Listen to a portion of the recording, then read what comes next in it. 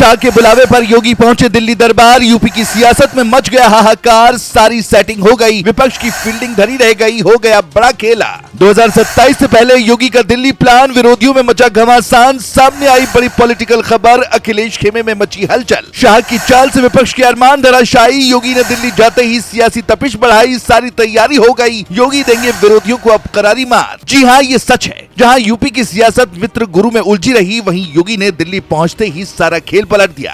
जो लोग खुद को सियासत का सूरमा समझ रहे थे और 2027 की लड़ाई को केशव बनाम योगी का जिक्र कर रहे थे, उनके अरमानों पर पानी फिर गया। शाह के एक इशारे पर योगी ने न केवल दिल्ली में बैठकर प्लान बनाया, बल्कि चुनाव से पहले ही सियासी भूचाल ला दिया, जिसने विरोधियों की रातों की नींद उड़ा दी। ये वो तैयारी है जिसके बारे में किसी ने सोचा भी नहीं था।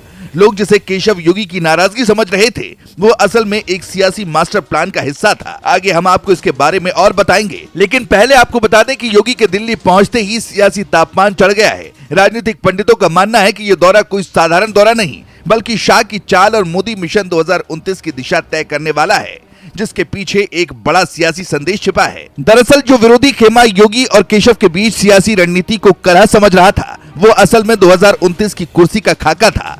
योगी ने न केवल शाह और नड्डा से मुलाकात की, बल्कि राष्ट्रपति द्रौपदी मुर्मू से भी भेंट की। ये मुलाकातें सियासी ताकत का संदेश देती हैं।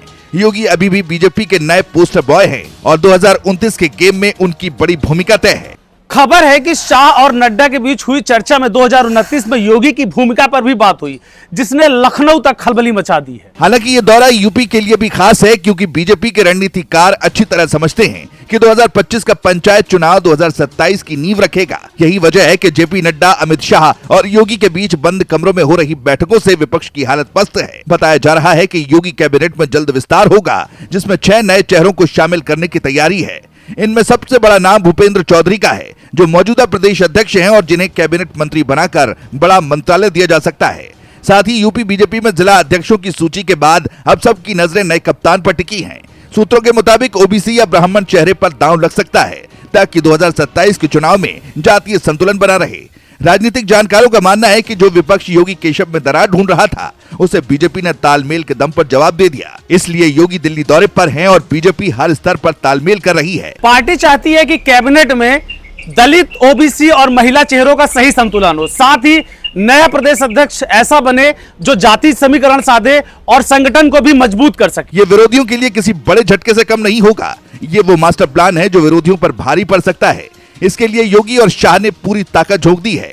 इसीलिए योगी का ये दिल्ली दौरा कोई मामूली दौरा नहीं, बल्कि 2027 और 2029 के लिए यूपी का सियासी रोड मैप है, जिसे योगी और शाह मिलकर बना रहे हैं। ये विरोधियों के अरमानों पर पानी फेर सकता है। अब आगे क्या होता है, ये तो वक्त ही बताएगा।